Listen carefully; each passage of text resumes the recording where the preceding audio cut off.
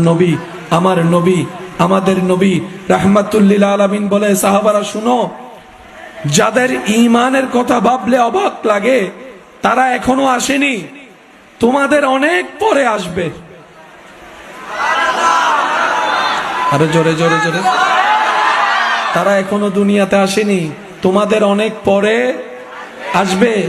আমি নবীকে জীবনও তারা দেখবে না, দেখে না, ঈমান নিয়ে আসবে। আমি নবীর একটা কথার জন্য নিজের জান পর্যন্ত দিয়ে দিতে পারবে।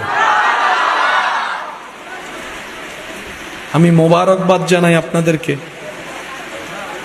এই মাহফিলটা যারা আয়োজন করেছেন, সহযোগিতা করেছেন, উপস্থিত যারা হয়েছে, আল্লাহ আমাদের সকলের হাজিরি কবুল করুক। আপনাদেরকে আমি একটু কষ্ট দিব। হাতটা একটু এভাবে করেন, ডান হাত ডান হাত।